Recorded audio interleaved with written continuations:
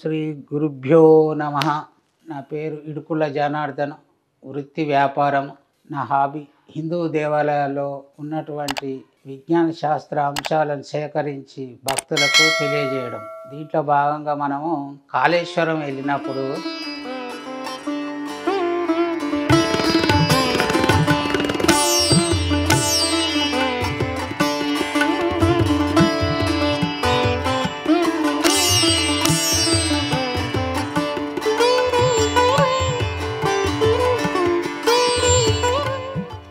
కాళేశ్వరంలో మామూలుగా మనము దేవాలయాలకు వెళ్ళినప్పుడు ఈ కాళేశ్వరంలో 2 లింగాలు ఉంటాయి.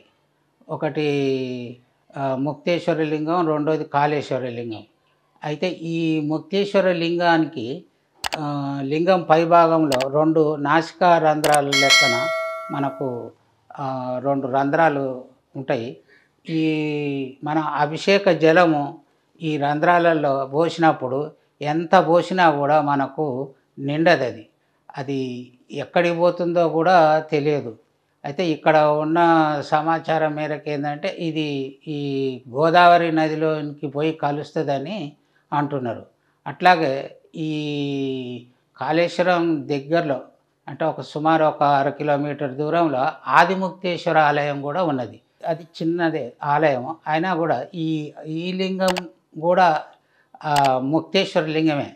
ఈ ముక్తేశ్వర లింగం మీద కూడా 2 రంధ్రాలు ఉంటాయి. మనం అభిషేక జలం ఎంత పోసినా కూడా ఇక్కడ కూడా నిండదు. ఇది ఇక్కడ ఉన్నటువంటి శాస్త్ర విజ్ఞానానికి సంబంధించిన అంశం.